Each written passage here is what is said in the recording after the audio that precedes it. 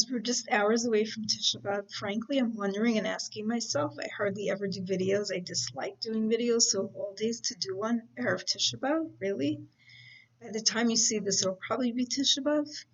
Now, hopefully it'll be a Yantif with Mashiach here, and then you'll get up and run, and I'll be saved by the shofar. But meanwhile, I guess I'm honestly trying to console myself why after 1,995 years, we're doing this again. But Baruch Hashem, I must say, and I know I'm not alone, something is really happening. We've been feeling it for a number of years now, but this year has been the most intense, and we women are in on something huge. From every corner of the world, through social media, WhatsApping, we're making very swift, easy connections with soul sisters around the world who are like-minded, passionate, and feeling Mashiach in our bones. It's a certain knowing that's hard to describe unless you're feeling it. And the more you're join our Welcome Mashiach circles and United for Geula and a call to arms and tambourines of unity and women embracing redemption, it's all really one and the same thing. It's women across the globe holding neshama hands, uniting in this final journey, sprint actually, towards Mashiach's kingdom.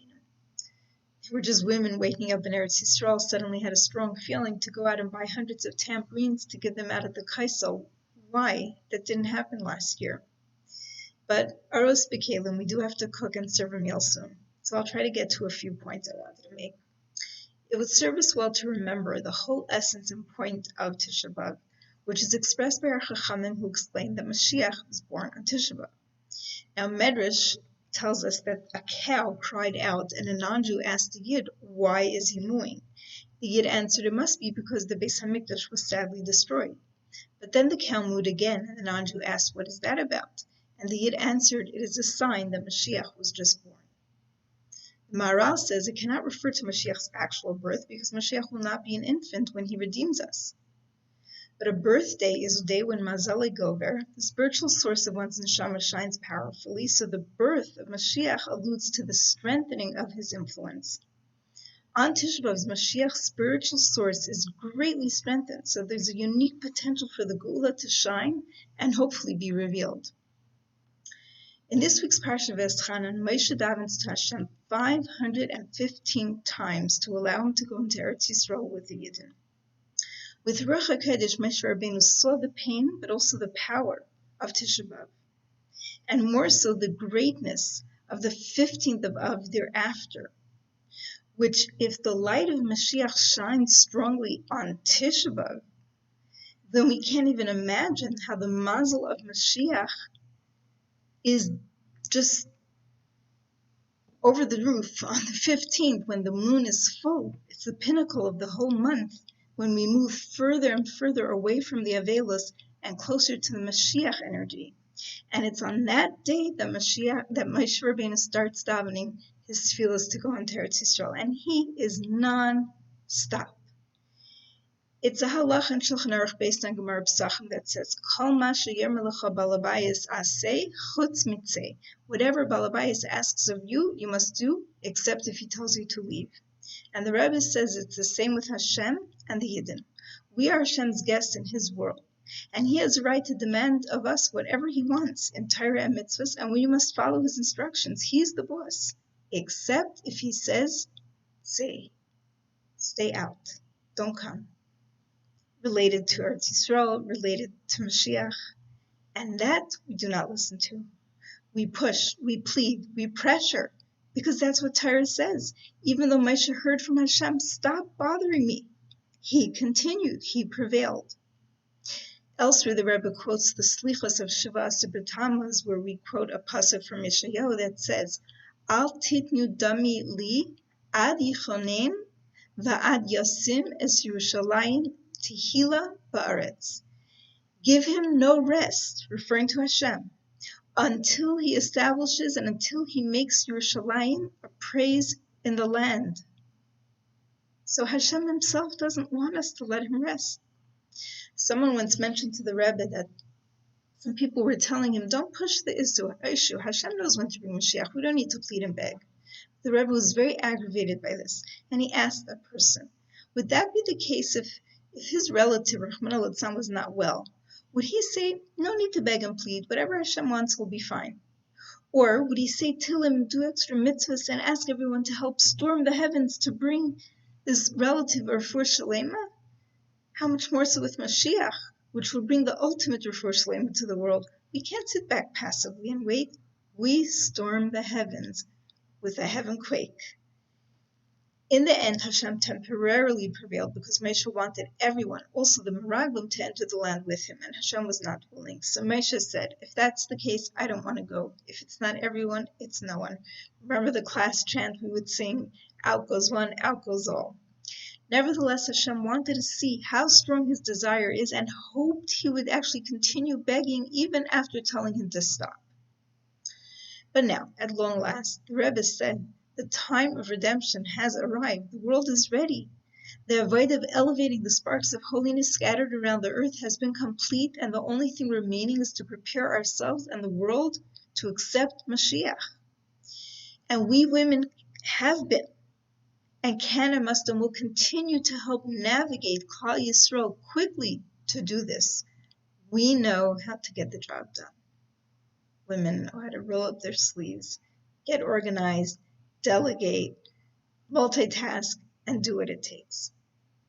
And due to Moshe's tefillas, that we can now go with him. There's a Moshe in every generation that's the Nasi of every generation, and he will schlep us all out of Gullus together with him, and not one Jew will be left behind, and not one tefillah will be in vain. The Mabit says that our tefillos are stacked upon a pillar of thousands of years of tefillas and tears, and yours may be the last one it takes. Now, on Tisha B'Av itself, the second half of the day, we already start to lighten the avelos. For example, we can sit on a chair, we can learn, we start setting the table for a Yontif meal to break the fast. Also in Mincha, we say Nachim, which we don't do in Shachris, which Nachim is the idea of comfort, and also the same letters as Menachem, which it says about Mashiach, Menachem Shemaim. So we're already tapping into the potential for Geula on Tisha B'Av itself. Because as we said, the light of Mashiach is shining, and as the day progresses, we're feeling less avelos and more Mashiach. I recently was very happy to hear on a podcast someone asked a well-regarded Litvish Rav, why on Tisha B'Av do we not say Tachanun? And he answered, on one hand, it's the saddest day of the year and similar in stringency to Yom Kippur, yet there are some aspects of the day that seem to move in the opposite direction. Don't say Tachanun, Slichos, Avinu Malkeinu. Because he said in Eicha, Yirmiyahu actually describes the fast as a mayiv, a yantif. Tisha B'Av is a yantif? Yes, because we mentioned before, it says Mashiach is born on Tisha B'Av, and as we mentioned, the Maharal explains it doesn't mean actual birthday, it means the kayach that will bring redemption through our tremendous longing, that will bring Mashiach into the world.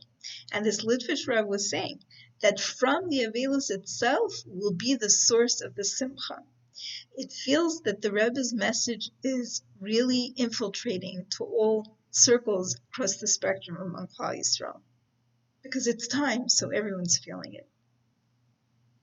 Reb Mordechai Eliyahu was a huge proponent of pleading and demanding Mashiach. There's many beautiful stories and things that he said that it was so passionate about Mashiach. He in fact asked to be buried with a psak that he signed that Mashiach needs to come. Anyway, he once traveled to Italy and stayed there over Tisha B'Av. The Sephardic women there had a custom of painting and whitewashing their homes on Tisha B'Av. They did the same thing in Algeria and Morocco. Seeing this, the Chida was taken aback, and in Shul he asked, how could you do this on Tisha B'Av? What is this simcha about? Later on one day, he was walking in the street in Yerushalayim, and on the way he saw two women talking and pointing at him. The Chida asked his escort to ask the women what they were talking about and why they were pointing at him. He asked them and came back to the Chida and said that one of the women said to her friend that Mashiach will not come. Heaven forbid. And when her friend asked, says who, she pointed and said, there, the Holy Rav from Yerushalayim. Chida was shaken by this and he wanted to know why they say Mashiach will not come. They told him, weren't you the one who said not to whitewash and paint the house on Tisha B'Av? We who believed that Mashiach can come that day, to prepare the house in his honor on Tisha B'Av, and you said not to whitewash, which indicates that Mashiach will not come. That's what you think. The Chida nearly fainted, could imagine.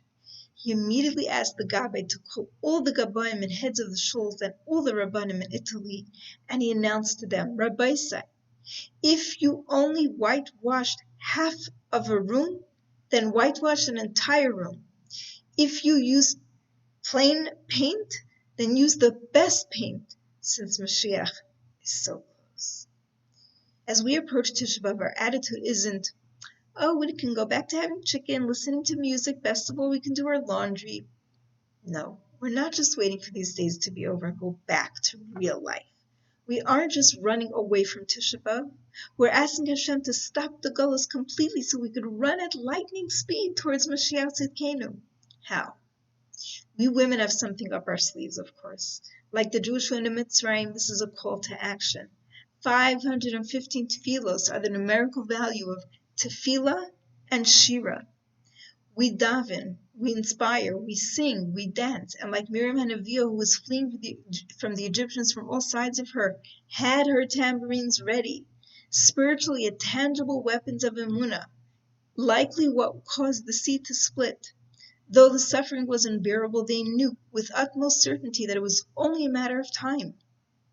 Let's prepare our tambourines to show our unshakable faith that Mashiach can come any moment, and we will want to celebrate.